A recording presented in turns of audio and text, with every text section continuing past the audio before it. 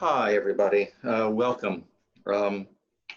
This is Theater for New Audiences called TFANA Talk.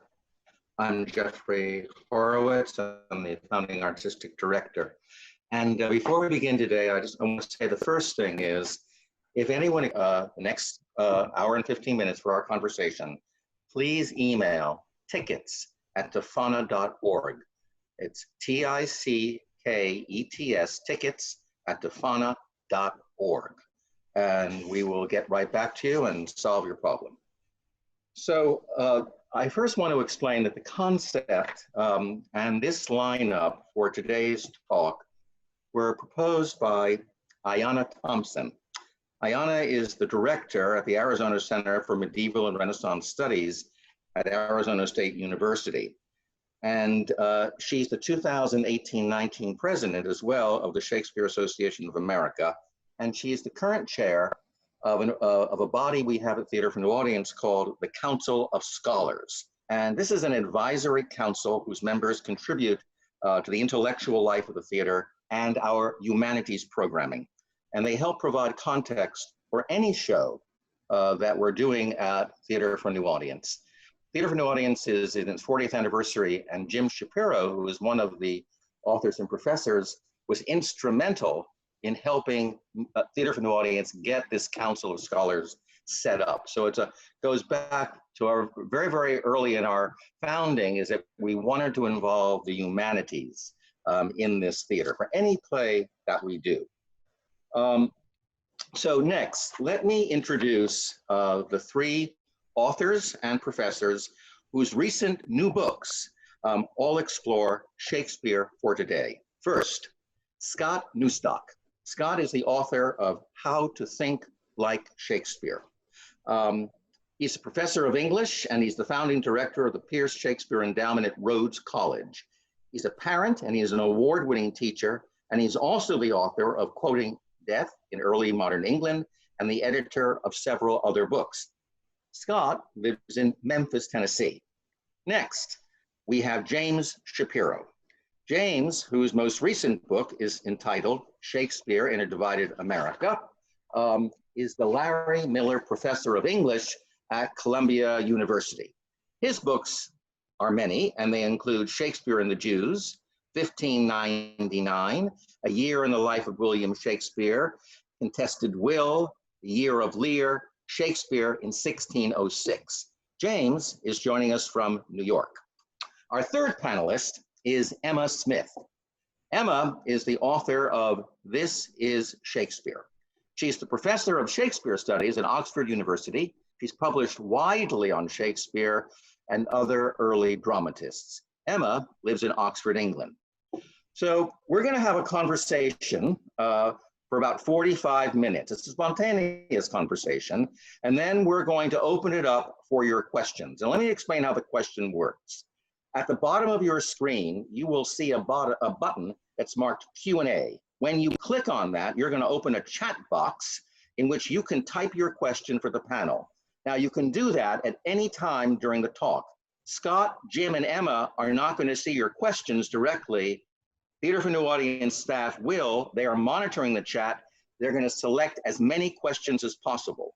Then, if your question is selected, a Theater for New Audience staff member is going to reply in the chat box to let you know when it's time to ask your question. And when it is time, you're going to be connected to the conversation. Just the audio, not video, so you can ask that question yourself. You know, it's like if you were going on Brian Lair at WNYC. Again, at any time during the talk, you can use the Q&A button to type your question, and we're going to get to as many questions as possible. Okay, so now we're going to get to our questions. Let me just get them in front of me, please. And we're going to turn to the panel. So the first is, on May 28th in the New York Times, the columnist David Brooks wrote an editorial about the humanities. And he was talking about the humanities and leadership. And he said, and I'm going to quote this, "The sciences and the humanities should be in lockstep. science producing vaccines, with the humanities stocking leaders with lessons for the capabilities of resilience, care, and collaboration. Instead, the humanities are in crisis at this exact moment in history when we need them the most. So, my first question is, and this is to all three, did Shakespeare have an education that was founded in the humanities? If he did, what did that mean for him as a playwright? That's my first question. Scott, this sounds like it's right up your alley. Go for it. Scott question. Yes, I think you're right. It sounds like a Scott question. I think a quick thing to say would be the category of the humanities is a fairly recent historical category from the last century or so about the way we organize disciplines of knowledge, even though the things that we now call the humanities long precede this last century. For Shakespeare's education, it was, I think, more accurately characterized as a liberal arts education, and an education that then was especially concentrated in focusing on the arts of language through rhetorical practices of imitation and reading widely. So I don't think that aligns exactly with what Brooks is saying. I think that there's a kind of conflation sometimes that gets made between the education in language and the education in rhetoric, what we would now call an English major, with the larger category of our modern discipline of the humanities. That having been said, it is clear that the task of that education in the 16th century was to produce people that were fluent writers and fluent speakers. Immediately, the goal was to have them working likely in clerical offices or other forms of religious offices or the government, but it had an inadvertent byproduct, which was it made incredibly fluent, articulate, well-read people that could do all kinds of things in the world, whether that was becoming a professional playwright or a scientist or a politician. So in that sense, there is some sense of continuity with that long tradition of a deep training in the liberal arts, focused in particular on the arts of language. Emma, I'm curious, or Emma or Jim, do you think that Shakespeare would believe in the concept of something like the great books, authors that are asking fundamental questions to humanity and civilization that have been asked for centuries? Did he subscribe to such an idea, do you think? Emma? I mean, Shakespeare certainly, read a curriculum of pretty standard books and standard works.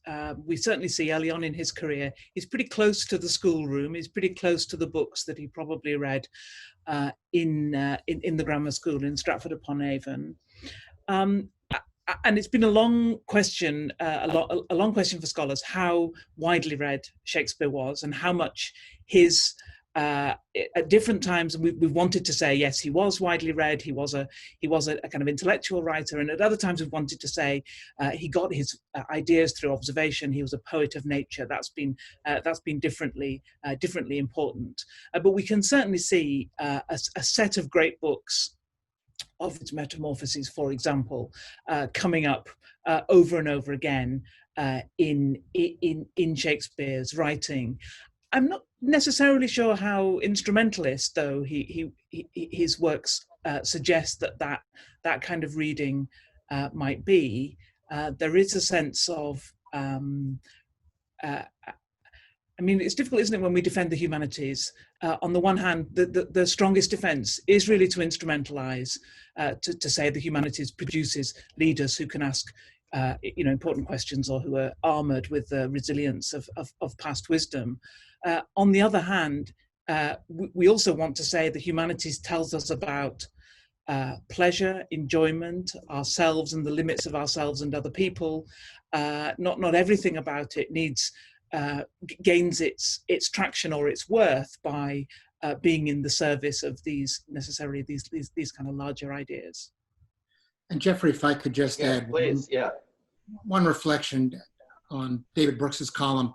He's exactly right to draw a connection between the humanities and the sciences And he's exactly wrong in the lesson that he takes away from that. If the last 4 months have taught us anything, it's the underfunding of everything from the supplies of medical necessities we need, the investment in research into pandemics that has been a function of the last 30 or 40 years in this country of starving that budget. Well, just like that science budget has been starved, the humanities budget has been starved. And as we enter and soon, I hope, exit this pandemic, the humanities have suffered terribly. State legislators are cutting budgets. English departments are decimated. And we'll soon start seeing Shakespeare professors laid off, and certainly our grad students left jobless. So as much as David Brooks wants to talk about the timeless verities of the humanities, as with sciences, it comes down to dollars. And for all those pieties, there's no pitch on his part for the importance of supporting the humanities going forward, however he imagines it to be. We're at risk of there being no humanities in the coming year to speak of, the richness that goes back in this country for the past 100 years at least in the academy. If I could just add to both. Please, yeah. Let me just add, part of what produced a whole cohort, a whole generation of writers in the late 16th century was enormous government investment, communal investment in education across the nation. So a huge expansion in the access to schools in the 16th century led to all kinds of wonderful byproducts that, like going back to Emma's point, weren't immediately instrumental. It wasn't the sense that this would pay off right away, but there were long-term payoffs that are unforeseen and wonderful in all kinds of ways. And that's always been one of the better arguments for the kind of investment in education and support for science and humanities more generally. It seems to me, as a producer of Shakespeare, that he couldn't have been using sources like Plutarch, like Ovid, unless he had that in his education or his natural education. Someone had to say to him, this is important to read. You need to know this.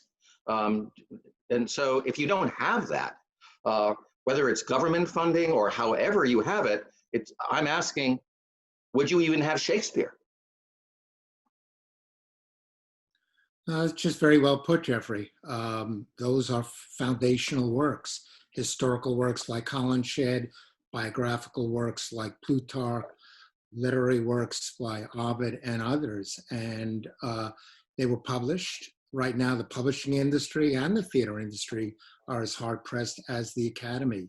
And I worry as we have large scale unemployment and the need to put businesses back together. Scott's point about the unforeseen advantages of these kinds of investments in literature, in theater, in culture are necessary for a society. And we're going to need, Emma might speak to the ways in which theaters are getting stronger support in the UK right now than they are in the US, but there's certainly, I think, a recognition in Britain that you don't have a productive and healthy society without culture. Emma, what do you, any response to that? Yeah, I mean, I think our theatres and cultural institutions feel very frightened and feel very nervous, but we do have a history of state support for those kind of institutions. It's not enough, but it is an absolutely long acknowledged aspect of sort of taxpayer money that it goes to support the arts. And so, as surprisingly, our government has gone big statey in trying to hold up the economy. I think increasingly colleagues in the cultural sector are saying this is an important part of our economy. This is an important this needs more support, and I think they are being heard, although we'll be cautious about that. Right, Jim, something that is in your book, and it also is in Emma and Scott's, and this sort of relates to the question about the humanities, but it's the role of tradition. Is tradition important in Shakespeare's work? does he look backwards in order to look forward? Or to be in the present, I should say. Yeah, I think Shakespeare's always looking into these extraordinarily exciting and productive source materials to find something that resonates with his moment. And he almost always finds a way to weave that past into the present. Take a play like Coriolanus, where he is reaching into Plutarch excitedly, and also looking to the Midlands, where in the year before he's writing this play, 1607, there are uprisings against the wealthy, against enclosure, and he begins the play with people clamoring in a riot for food against the elite who control access to that in Rome.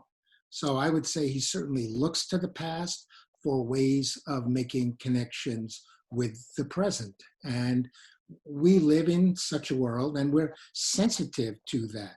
Yesterday, I could read how President Trump could quote literally in responding to rioters, a mayor from Florida and George Wallace, both racists, using their language to animate his own and express his own views. We're always going back and quoting the past. Shakespeare's always doing that. And his interest for his audiences at a time when there were no other media was theater was a place where people turned, as they still do, to understand their world. And Shakespeare was able to harness tradition, if you will, to do that. Emma, in England, is Shakespeare considered a dead playwright, or is he considered a living playwright? I think many people who have to study Shakespeare, many young people who have to study Shakespeare would feel he's pretty strongly dead, and many very engaged and interesting and creative artists in the theatre and beyond would claim him as a living inspiration for lots of new work. I mean, new presentations of the plays, but entirely new creative work. So I mean, the UK has let's say a kind of a mixed relation to Shakespeare. On the one hand, Shakespeare gets called into all kinds of national debates and national iconography.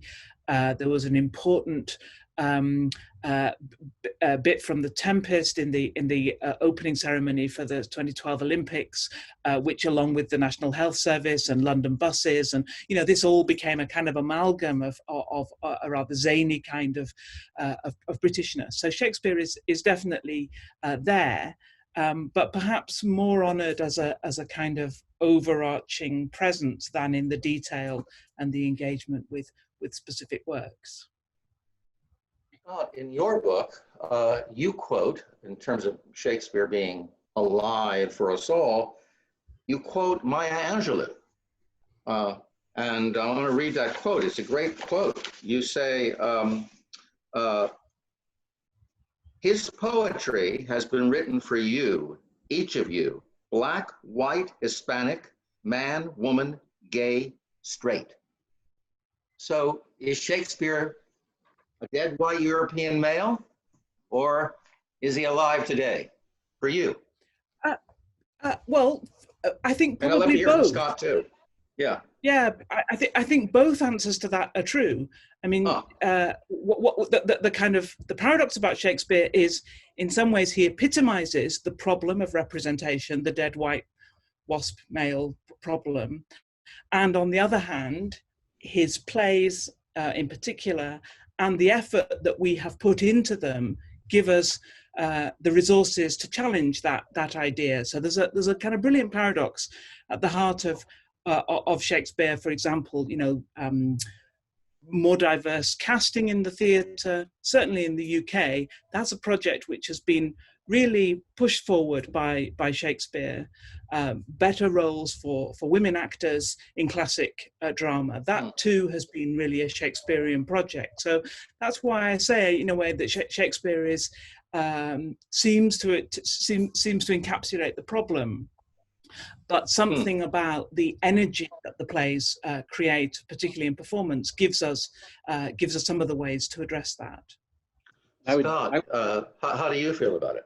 I just wanted to add that Emma wrote a really great article recently about the ways in which early readers of Shakespeare felt very at ease of picking and choosing passages and even rewriting them within his own lifetime and shortly thereafter. So I think we have a long tradition that we should celebrate of people taking Shakespeare and making him their own and finding ways to engage with it and not thinking of it as a monolithic figure that is unapproachable. And I think that all three of our books in different ways strive to celebrate that long tradition of engaging with Shakespeare from all different kinds of audiences and all different kinds of eras. I think again, if you think back to his own relationship to his education, it's not as if he was engaging with a monolithic tradition either. I think he was very adventitious about picking and choosing what and when he was reading what he was reading. We even have evidence that he probably was reading very selectively. When he quotes Ovid, it's often from the first couple of books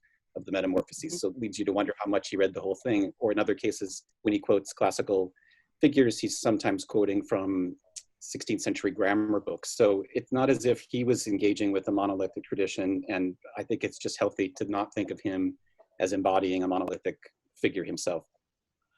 Jim, is there something in Shakespeare's art that makes him infinitely translatable, interpretable, embraced by individuals of such completely contrasting points of view? Is there something actually in his art itself that makes this possible? I mean, I can't think of any other artist who has such a broad application, who means so much to so many. What is in his art that makes that possible? There are two ways to answer that question. And I'm going to turn it over to Emma for the second half of this, because her wonderful book describes something Emma calls gappiness. And I think that's central to your question, to the ways in which it's possible to reach such different conclusions about these plays. But I would even make the challenge of Shakespeare, certainly in an American context, even before I turn it over to Emma to explain what she means and give a better answer than I could. But if you just think about it for a moment, certainly in an American context, if someone were to ask you, okay, we have this writer and he has a body of work that we're going to try to get every American kid to read, and we're going to have 150 summer festivals, and we're going to have theaters like the Polanski in Brooklyn and the Old Globe in San Diego. And you ask me, okay, tell me what his work's about. Okay, he has one work in which a white woman falls in love with a black guy who kills her. He has another work in which a Jew threatens to take a pound of flesh from a Christian. He has all these works in which gender is fluid and slippery. He has monarchs killed. He has challenges to the political order. Will this work in an American context? And on the face of it, you would have to say, this is America's nightmare. So that's the degree of difficulty, and I'll kick it over to Emma for gappiness is really the way to answer your question.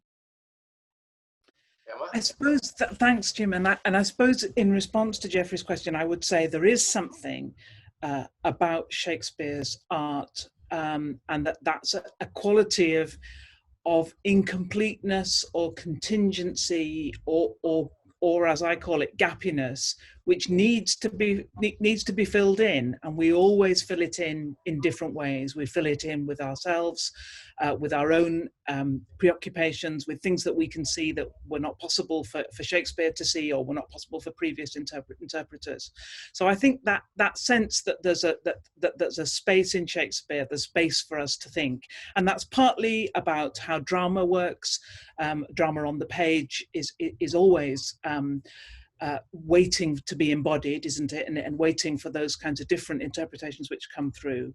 But it's also a kind of an intellectual or an ethical position, I think, in Shakespeare's works, that questions tend to be asked rather than answered.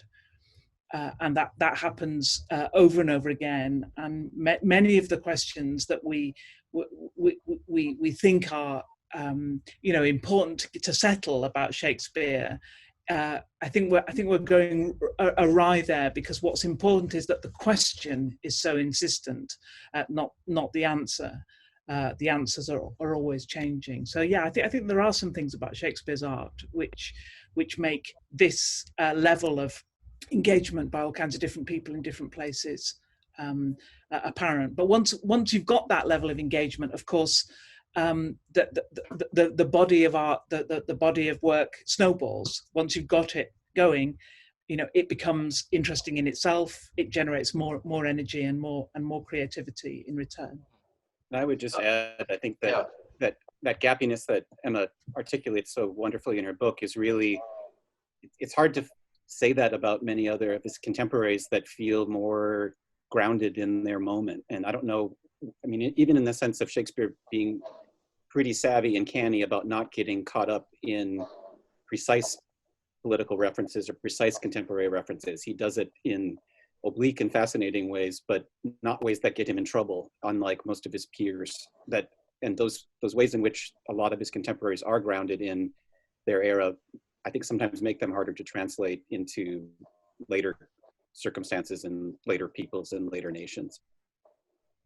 Why is that, do you think? Why is it more difficult? I make some kinds of jokes that only play well in 1600 if you know a certain series of contemporary references that don't translate in the same way, or if you're grounded in a particular debate about government in a particular moment. It feels like, my sense is that, again, going with Emma's sense of gappiness, that there's something more like that, almost Rorschach-like or Hamlet's cloud, right. That sense of creating an object that people can see different things in as they look at it. So is there an authentic Shakespeare? Or is Shakespeare always, as it were, in translation? Is always being translated? There is no authentic Shakespeare. Is there an authentic Shakespeare? If you were in a time machine and you could go back, would what you would see be meaningful to us? Is there something authentic? You go to a museum, you can see a work of art, you can see a piece of sculpture in the Met that's, 2,000 years old, 1,000 years old.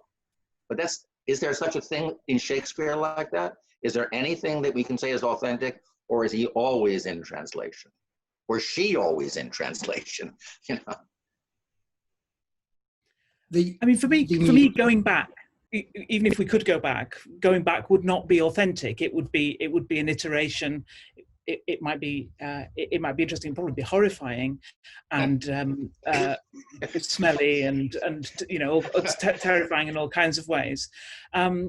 So I'm not that taken up with the search for an authentic Shakespeare. I'm more interested in the Shakespeare whose works become available to us, and that we can take forward in some different ways. I think who owns this authentic Shakespeare usually turns out to be rather conservative whenever there are debates about the authentic Shakespeare. I mean, Jim knows much more about that than me. Well, sure, because when I'm sitting in Jeffrey's Theater in Brooklyn and I hear a couple of people complaining at Timon of Athens, brilliantly done of late, why don't they do it in doublet and hose?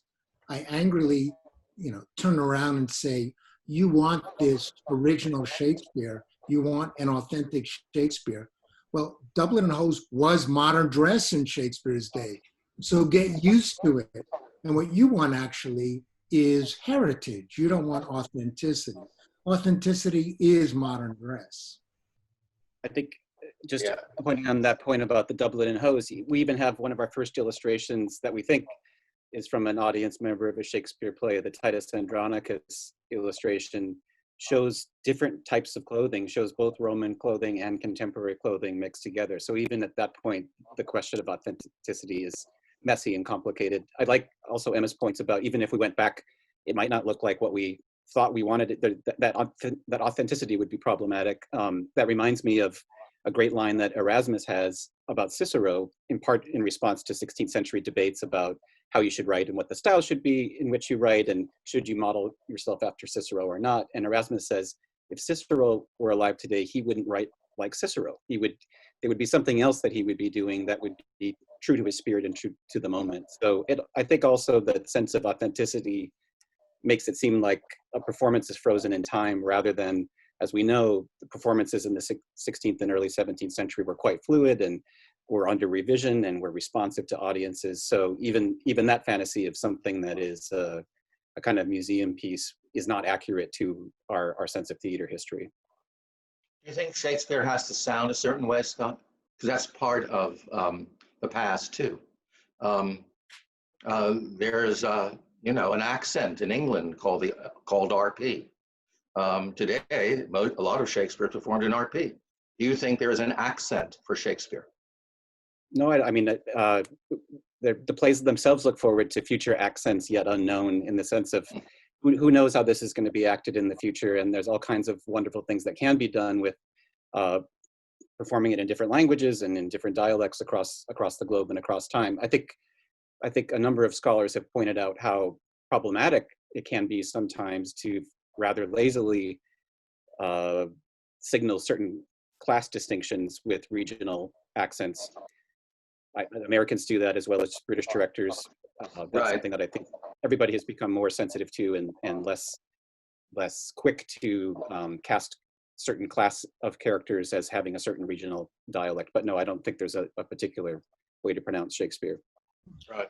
One of the things that's easy to forget is London in 1600 was made up for the most part of people called foreigners, that is, people who weren't born in London. I'm not talking about the 10% of the city that were alien or strangers. I'm talking about people who kept coming to the city from the countryside and replenishing it after every pandemic. And they spoke with radically different accents. Somebody from Cornwall, somebody from York might have difficulty understanding each other. So the fantasy of doing a production in original pronunciation is belied by the fact that people were speaking in a range of accents, perhaps only partly comprehensible to each other. I grew up in the 1950s and 60s in America, before radio and television had in a way smoothed out all of our accents. But I still remember going to places like the South where I had no idea what people were saying, even though they claimed to be speaking English. And I'm sure that was also the experience of playgoers and listening to actors in 1600. Yeah. Emma, anything you want to say about this, about the sound of Shakespeare? I mean, you live in a very diverse culture. It's not just one sound, and I went to school there. So anything you want to say about it? Yeah, and I'd just pick up Scott's point about the sometimes laziness of directors casting lower class characters as regional as it figures in British culture. That still is a problem. It's very rare to have the rustics in Bohemia in Act 4 of The Winter's Tale not either in Irish or sort of Somerset-y kind of accents. So whereas Leontes or Hermione would very rarely have a marked accent. So yeah, there's a way to go, I think, in the UK, where RP, as you pointed out, and Shakespeare in some ways seem aligned as part of elite cultural forms. I would add, so on top of class and region, you also have racial inflections about casting practices, and I've seen, I think, very regrettable practices of having someone speak in a Caribbean accent when it was meant to indicate that they were foreign or they were not as intelligent, and in fact, it's not someone who grew up in the Caribbean. So there's an odd dynamic there that this works out in terms of racialized presuppositions about language delivery as well. You know, it's remarkable too, something that Emma said earlier about how Shakespeare is actually been a catalyst for helping us understand the diversity of society. When Paul Robeson performed Othello and you read the reviews of this, this is in New York. Reviewers in New York were saying, my gosh, a Negro can speak Shakespeare. This is not long ago. And then after that huge success of that production, it could not be performed south of the Mason-Dixon line in America. It just couldn't be performed. This is with, people like Uta Hagen playing Desdemona and Jose Ferrer. I mean, great actors. They could not perform the play. So going back to something that Jim has been talking about in his books, as Shakespeare as a hot button for issues, it's fascinating that this one artist encapsulates or can be a hot button. And I want to go to Jim about that. How is that he manages to hit these hot buttons? He seems that he's living, he understands hot buttons, but somehow through time, he understands it. Shakespeare wrote 400 years ago at a time where modern, by which I mean our own notions of race, of nation and nationalism, of what it means to be a man or a woman, gender differences, all those are getting solidified in a certain way. And the battles we now have in our own day, in our own streets as we speak today, are over these issues of race, immigration, difference, if you like. So Shakespeare's works begin wrestling with things we have not yet worked out. I can imagine and almost wish for a day where no one would want to go to a Shakespeare play because they're wrestling with issues that we no longer find urgent. But as we speak, as we meet today by Zoom, we are in a world that has not worked out any of these issues, especially race in America, adequately or satisfactorily. And I have a strong feeling that every production of Othello in a post-pandemic world, in a post-Minneapolis world going forward, is going to speak to these rifts that, as I argue really in my book, Americans are I'm not very good at speaking across a cultural divide. And Shakespeare remains one of the very few things that the left and the right each claim as its own. And I take that as a very good thing. And we need him because there's not a lot other than sports or celebrities in America that we all seem to embrace. Emma, in Sonnet 61, Shakespeare talks about the things that can make one want to commit suicide. And one is, quote, art made tongue-tied by authority. Unlike many of his contemporaries, Shakespeare was not persecuted or imprisoned. How did he avoid this?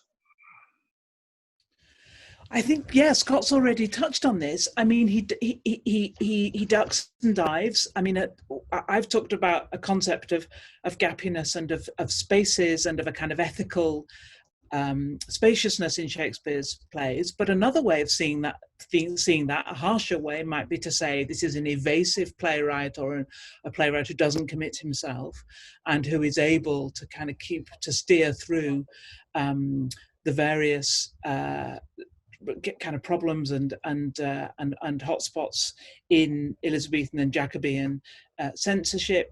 And it's interesting when, I mean, in some ways, the closest Shakespeare seems to come to that is when his play Richard II may well have been the play that's put on by the supporters of the Earl of Essex, who want to challenge the aging Elizabeth's authority. And Essex's rebellion is an absolute damp squib, and the Privy Council investigate the Chamberlain's men and ask them why did they put on this play about a king being deposed and then murdered, and they say it was an old play and some people paid us to do it. It doesn't seem that the Privy Council ever interviewed Shakespeare about it, and that tells us something maybe about the role of a particular role for authors. But this, Richard II is a really great example of a play which is absolutely about politics, but itself manages to slip away from any particular depiction of or kind of alignment with a particular political view. So it anticipates that left and right struggle that Jim traces in more contemporary America. Why did he not get arrested? Do you think? How did Shakespeare avoid it? Do you feel? Well, I mean, I'm trying to think through examples of other playwrights who did get in trouble, and you have someone like Marlowe who was just utterly outrageous in terms of the things that were attributed to him and the things that he did during his career. I wonder almost if Shakespeare had a savvy sense of this is how not to get in trouble. This is the kind of thing that you need to avoid. You don't talk about the king directly. You don't make fun of Scots on the throne. You don't make allusions to contemporary events that could be taken the wrong way. But whether that's, I think Emma's pinpointed it. It's a little bit uncertain whether that's a more admirable ethical stance about being open to non-doctrinal positions, or if it's actually not cowardly, but evasive in terms of not getting pinned down with any one particular thing. And if I could give an evasive response to that question about evasiveness, Shakespeare at 30 saw the two leading playwrights of his day, Kidd and Marlowe, buried.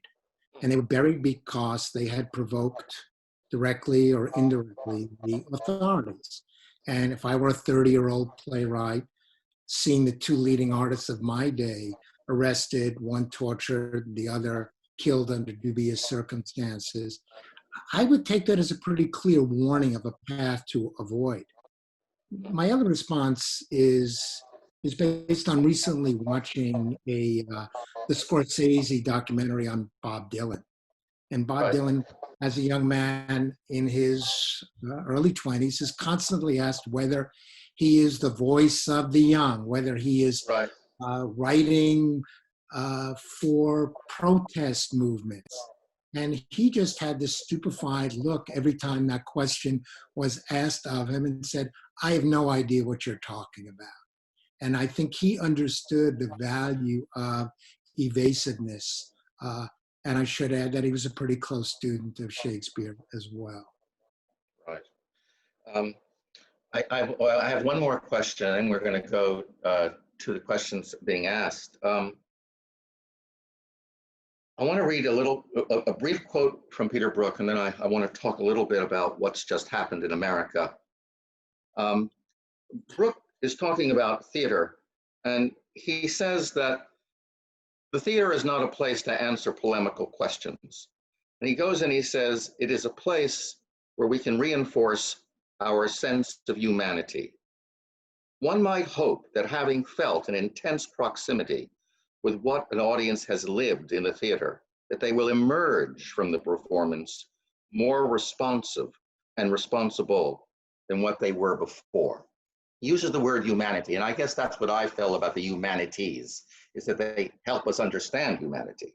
So the world has now seen this horrific image of a Black man, George Floyd, being put to death by a white man's knee. And I was thinking about plays of Shakespeare, and I want to talk about The Tempest and the last words of The Tempest. And I'm not saying that these are Shakespeare's last words, that's not my point. But the last words of The Tempest are, set me free. And the word freedom in that is one of the, I think, it may be the most oft used free and freedom words in that play. So now the question, how does Prospero achieve freedom? And one way is by surrendering power, and another way is by forgiveness and mercy. So, do you feel that forgiveness and mercy is something that our audiences want to hear today? And that's for anyone.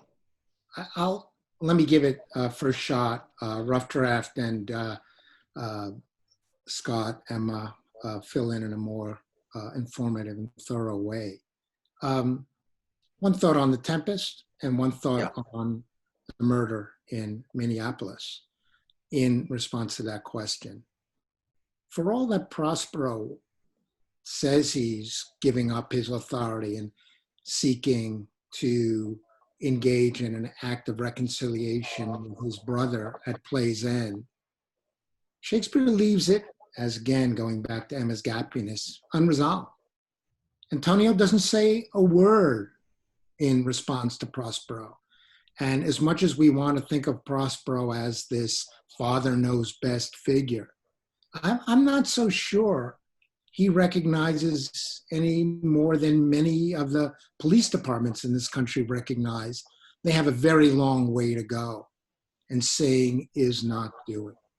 The other thing I would say about the murder that took place earlier this week is how theatrical that video was. It's not simply a matter of videotaping a crime, a murder in this case.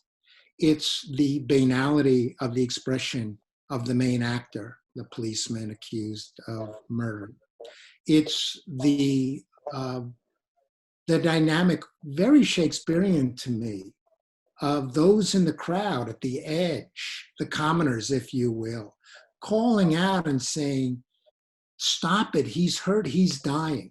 It's a man calling for his mother. It's a man saying he can't breathe. These are all incredibly theatrical and dramatic. And it's very much like something you would see in a Shakespeare play. Other footage that I've seen subsequent to that of the events that day and the arrest had none of that urgency and none of that theatricality.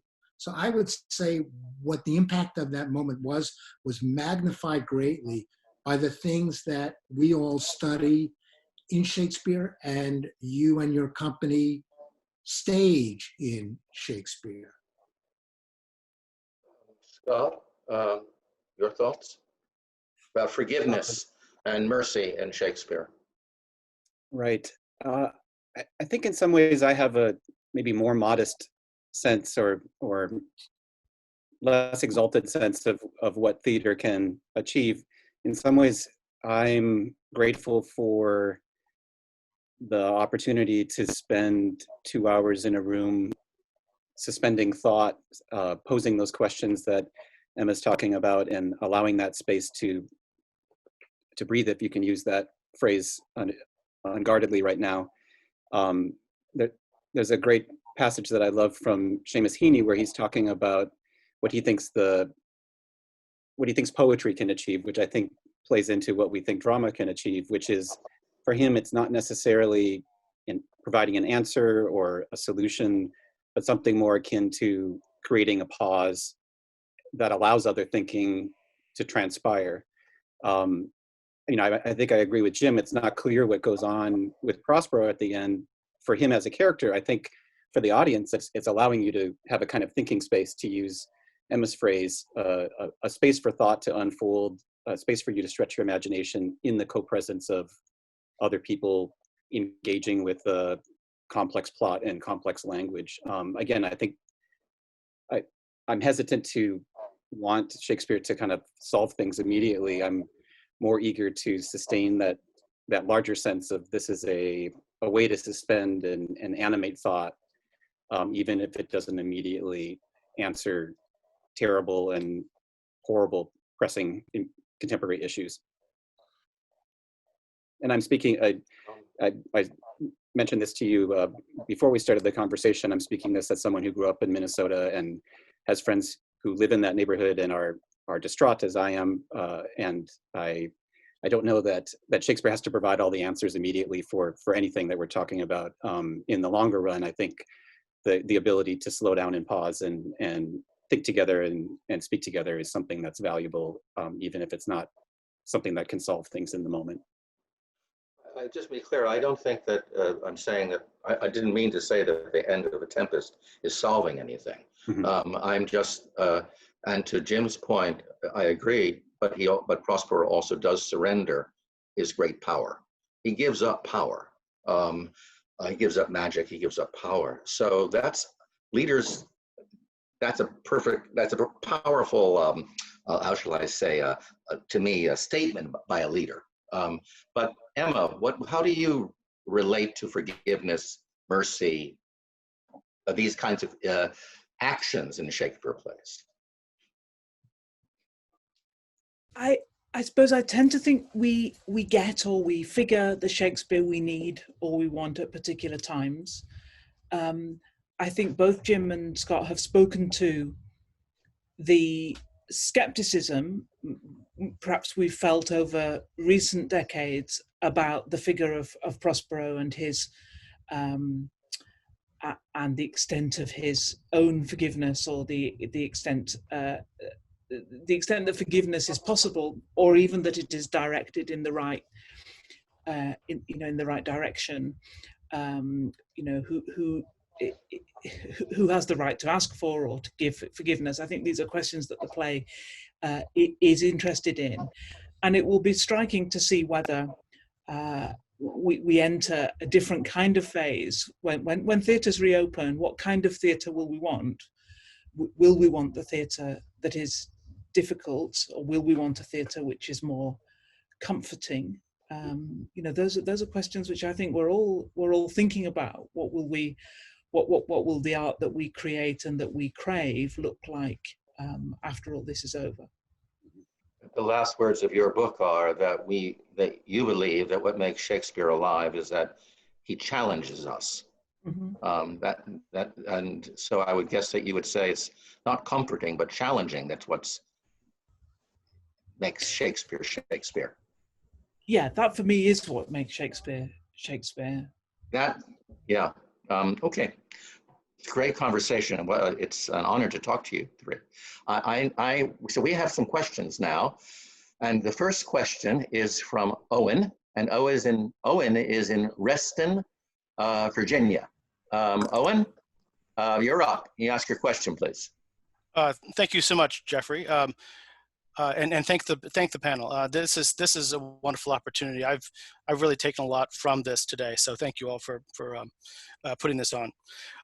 My question is this: Shakespeare's England saw regular returns of plague and pandemic. This pushed him and other writers to shift from playwriting to other genres, like the long narrative poem. What do you predict creative writers, including playwrights, of today will produce in the age of COVID-19? For what audiences and with what lasting impact? And of course, Emma just teed up this question for us. So thank you again. I'm happy to give first shot at this one, since I'm spending day and night reading about exactly what Owen's been asking about and looking at the Elizabethan responses to pandemic. And it's a two-part answer. One is nobody knows what's going to come out of this, something that none of us will expect. But the one positive note that I take away from how Elizabethan audiences responded to pandemic was that, yes, the theaters were closed for extended stretches when the number of those who died from the plague rose beyond 30 or 40 a week in the weekly listings of deaths and plague deaths. But as soon as they reopened, audiences, and we can tell this from Henslow's diary documents, as soon as the theaters reopened, there was a crush of people who rushed to the theater, even in cold weather in late December, January, and early February in 1593 and 1594. So there was a need that could be met only by theater. And yes, Shakespeare did write Venus and Adonis and Lucrece during the period where the theaters were closed for almost 2 years, but he didn't continue becoming and staying as a patronage poet. He went right back to writing plays, and we are all the better for that. So that doesn't really answer your question, but I don't know if anybody could answer where things are going at this point. Scott, Emma? Emma? I would just chime in that a number of people have pointed out that we don't have, there's a kind of odd gap in the literary, artistic, creative record from the 1918 pandemic. It's not as if that led to an explosion of novels about pandemics. So it's again, I agree with Jim, it's hard to predict what will come of it. I think it'll be more interesting to see in terms of what kind of demand there is for theater and for other artistic forms of expression, and whether those things will be sustained and subvented by government support, as Jim brought up earlier. Emma, anything you want to Yeah, weigh in? we're all poised in a way, aren't we, between perhaps the desire for everything to go back to how it was, Right. and the desire perhaps for something important to shift because of what we're all going through now. And so, you know, depending, you know, how you feel about that, or how you feel about it at the moment you answer the question, I guess you would say, this is all going to be different. You know, nothing will be the same after this.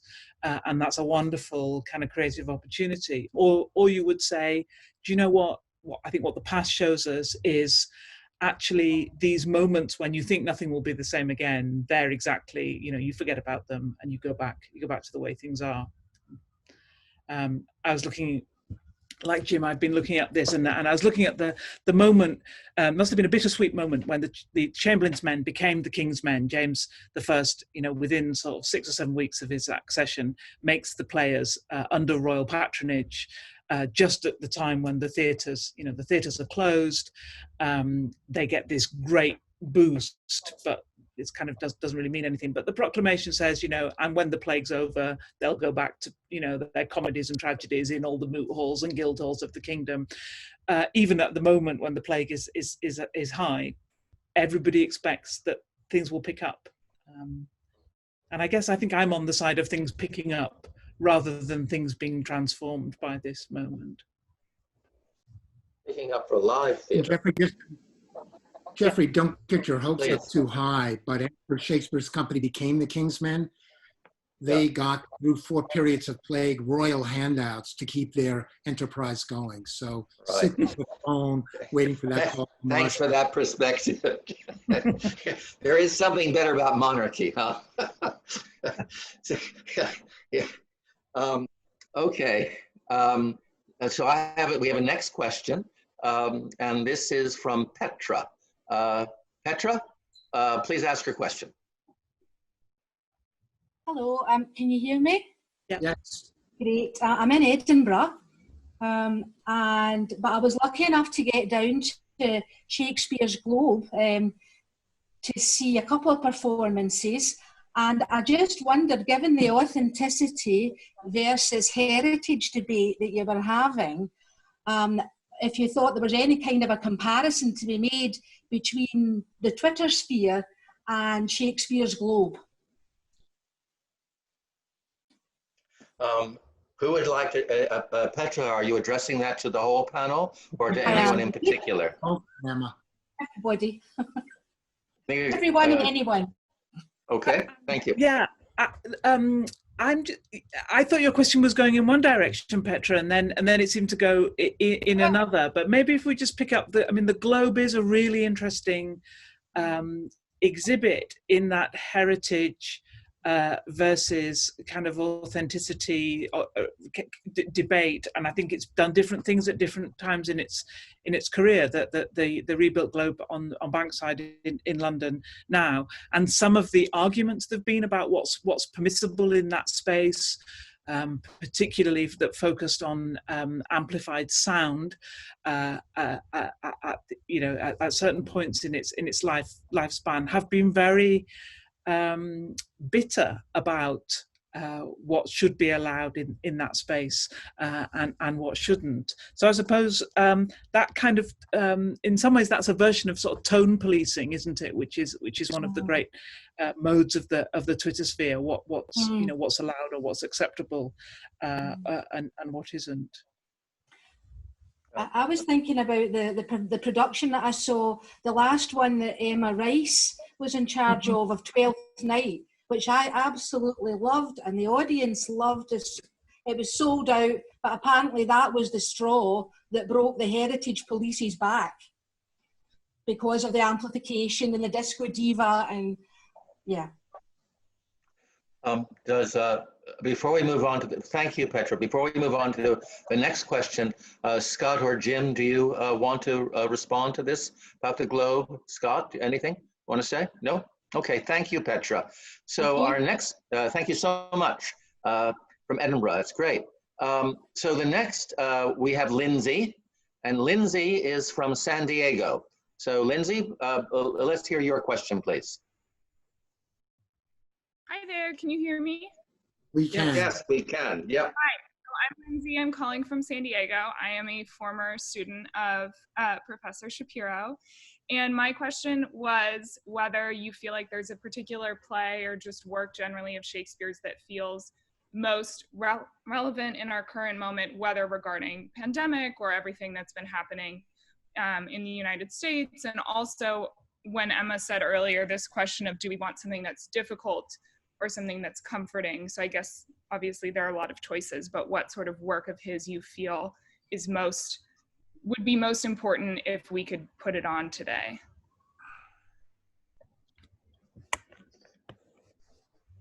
All right, Jim. That's Lindsay Sanderson, I assume. How are you, Lindsay? You doing okay? She's out of hearing right now. Terrific, terrific student.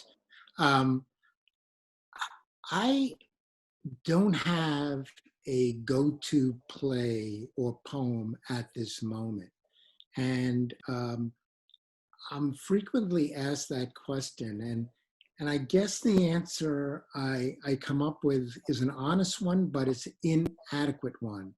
And that is the play that I'm involved with at that moment. And the Public Theater was going to stage Richard II with Andre Holland in the lead this summer in the park. It would have been on already. Lindsay, I assume you would have flown from San Diego to New York to see it. And it may well turn out to come out in a different form in the months ahead. So we're pursuing Zoom-like rehearsals of it in the coming weeks. And I'm hoping that play in various ways will speak to this moment, not only because I'll be engaged in it, but because almost every play in the canon, if you hold it from a different angle, seems to shed light on the moment. I could have said second part of Henry VI, the Jack Cade Rebellion in response to what's going on in America's streets, but that's almost too easy an answer. It's the ways in which plays unexpectedly crack open the fault lines of a culture. So I'm kind of hoping Richard II provides that possibility. But maybe Emma, maybe Scott have better answers. Scott, Emma? I guess one thing I'm thinking about is the role of the theatre, the role of the arts in sometimes taking us away from our moment. And you know, there's an important element of theatre which is escapist and which will help us to feel that we can step out of what's going on, or we can step out of our troubles. I don't think the only valuable theatre is one which drills down into the things which worry us or the things that are anxious. I'm a big fan of the kind of musicals and the great choreography that Hollywood produced in the Depression, and that as a function of art. And it's interesting when the players go back to Hampton Court at the end of the 1603, they've got some old comedies on their books. They've got Merry Wives of Windsor, and they've got Comedy of Errors. I don't think because they particularly speak to the sort of interstices of the plague in the way that maybe Measure for Measure and Othello, which they also have, do, but probably because that they can get people laughing and get people to sort of bend a bit. And I think we're all going to need to bend a little bit. So I'm looking forward to that too. Thanks, it's a great question, Lindsay. I would just add that I think all of us are feeling constrained in all kinds of different ways, and many people have articulated their frustration with how fractured their attention feels. And for me, I haven't had the kind of endurance and patience to feel comfortable sitting down for a long span of time with a single work. And so the sonnets have been a more productive kind of concentrated form of reading for me than reading a long play. Though I have also really been grateful for theaters across the globe that have started to share their online archives of recorded performances, and those have been a pleasure in all kinds of different ways. Great. So thank you, Lindsay. So we're going to go to Jonathan Kalb. Jonathan actually is Theater for New Audience's a dramaturg and resident literary manager. And he also teaches at Hunter College. So Jonathan, hi. Hi, everybody. It's great to see you, Jim, and nice to meet you virtually, Scott and Emma. I typed a question which has kind of already been answered, but maybe you could take it in a different direction. We have to come back from closure after a plague. You've all been asked about what plays you might do in response to the pandemic. But I wonder what we might learn from Shakespeare about how a theater company can come back from devastating closure after a long closure due to a plague. Is that for any particular person on the panel, Jonathan? Yeah, for all of them, yeah. For everybody. So let's go alphabetically. Scott, any response? I don't know. I mean, I don't have as much experience working in theater directly as Jim and Emma do. I guess I think of this almost in terms of how we're going to be gathering together in general, whether that's in the classroom or other forms of public or private engagement. And I think it will be fascinating to think about how we negotiate being together again. So that, I guess that's the thing that's been on my mind the most as I'm thinking about teaching in the fall, whether we're together in person again or whether we're continuing these online conversations, how we continue to negotiate those relationships. So that's not a direct answer to Jonathan's query, but more of a general kind of existential I think we're all starved for being in a room together again. I think it will be fascinating to think about what ends up happening, whether that's a theater or a market or a classroom. I have a somewhat more grim response to Jonathan's question. I've been looking closely at the correspondence between Philip Henslow, who owned the Rose Theater on Bankside, and his son-in-law, Edward Alleyne, the leading actor in The Land in 1593. And in this correspondence, you read, plague has descended terribly in London. And as an aside, the Pembrokes men who are touring have come back to London at the height of the pandemic. They couldn't make a go of it. They broke up as a company. They had to sell off their apparel. And we're going to see a lot of companies not survive what has happened in the past 3 or 4 months. And other companies like Henslow's and Shakespeare's thrive. So I think that the hardest thing for me looking forward is not every company that has been producing great work will make it. And that is tragic. And they further describe actors' families left behind while the actors are touring who've been wiped out, servants, wives, children, all. It's almost like that nightmare vision from Macbeth. So there's a darker side to this and damage that will be done to the theater world that should never be lost sight of. Emma, I hope you're more uplifting than that. Emma? I don't think I am really. I mean, I agree. You've already mentioned that one of the things that keeps the King's Men afloat is that they get their patronage, they get subsidy, they get compensation for lost earnings. That that keeps the wolf from the door. This is not about well, there's a small part of this which is about sort of team spirit and being positive and all of that, but it's dollars and cents, isn't it? That's actually what makes people survive, or artistic endeavors survive or not. And I don't think we should be too sort of sentimental about that, either in the past or now.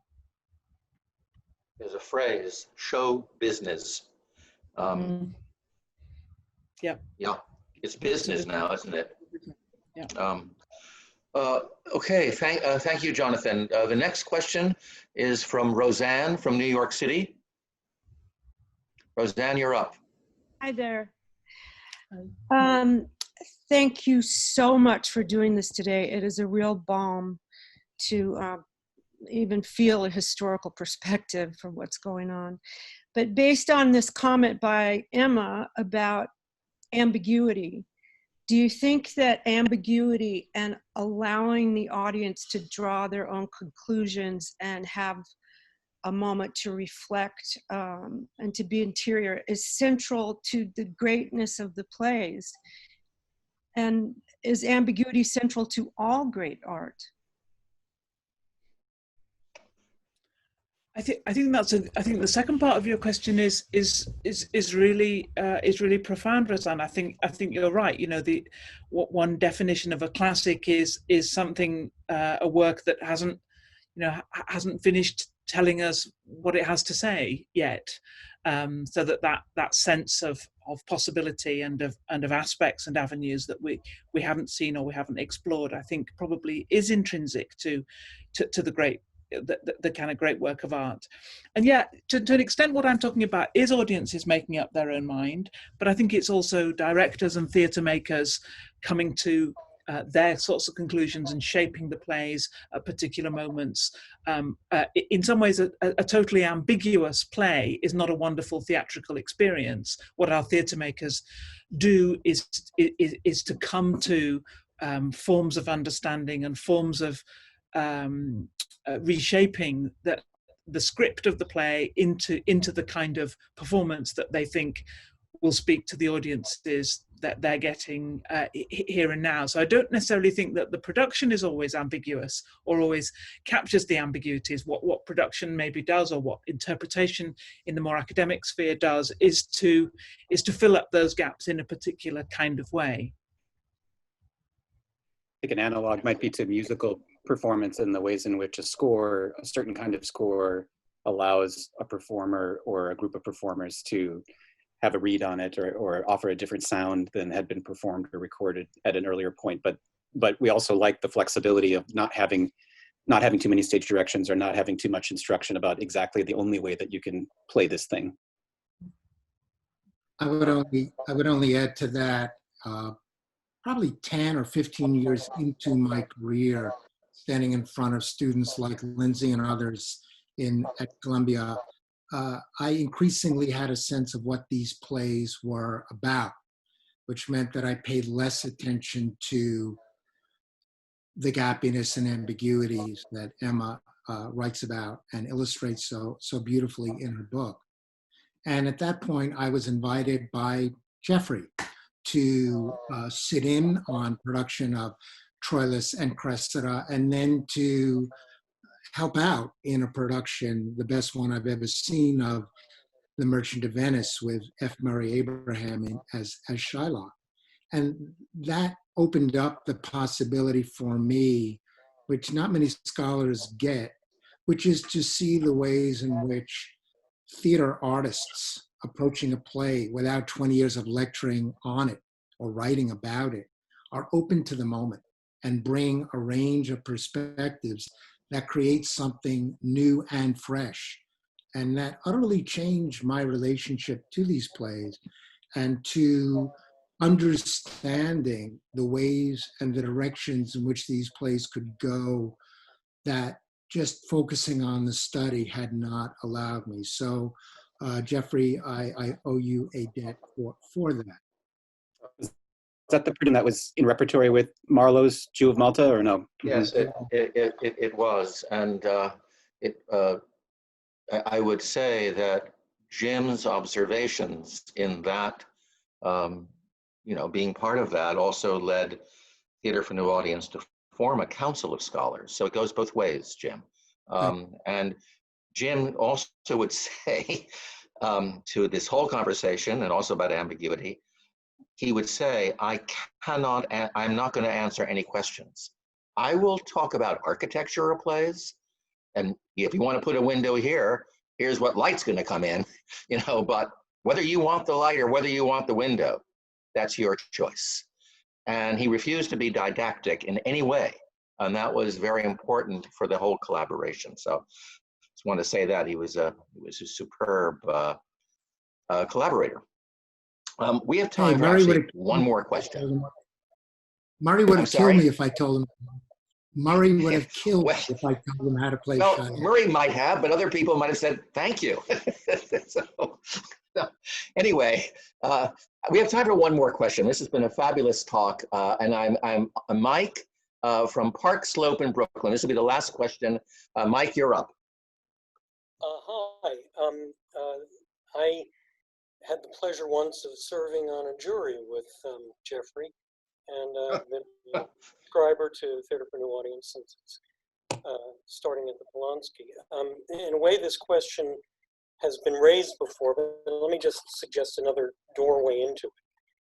I was asking, is there something about Shakespeare's radically experimental, exploratory genius that is what keeps the work alive for every generation?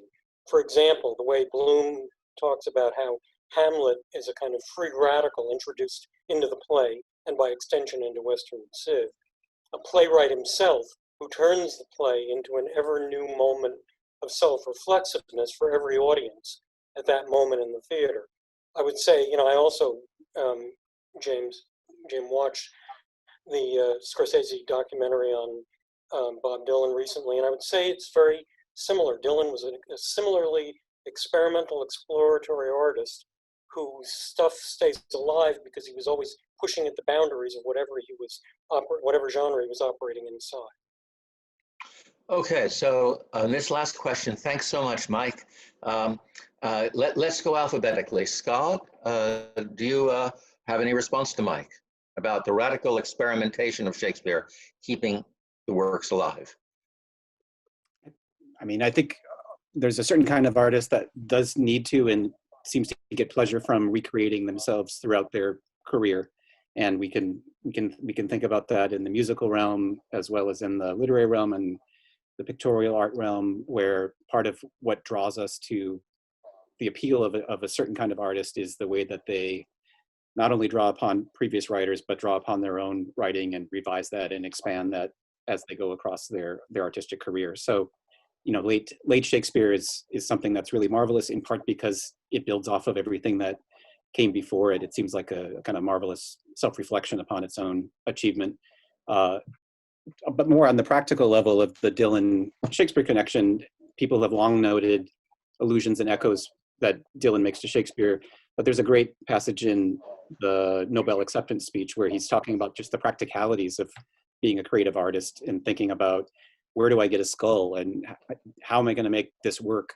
I think that there's something that, again, is wonderfully practical and creative at the same time about how do I make this happen with the resources that I have, with the audience that I have, with the moment that I'm in. Emma? Yep. You want to go first, Emma?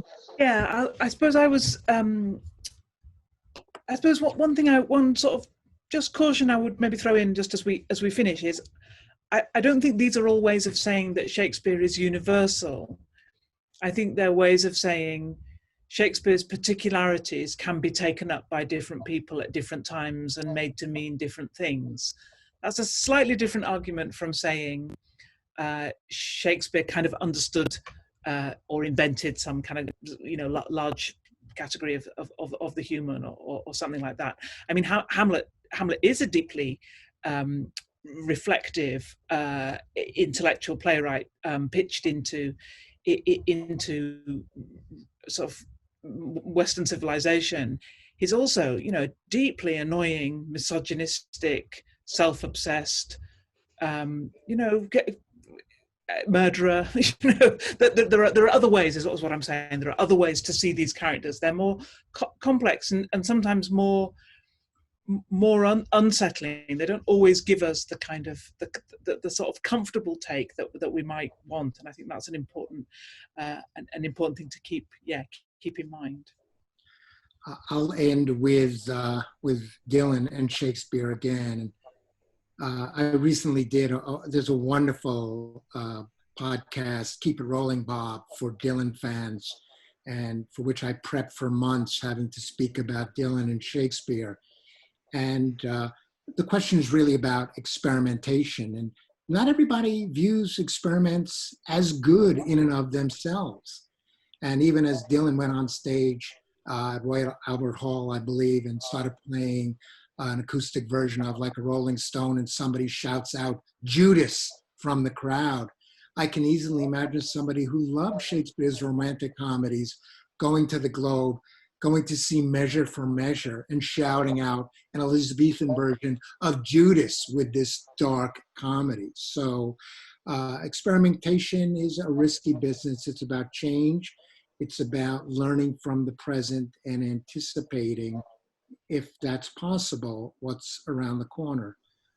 I can't anticipate what's around the corner even today or tonight in Minneapolis, let alone the fate of Shakespeare at the Globe Theater or at the Polanski or anywhere else, but I remain hopeful. Thank you. Thank you, Jim.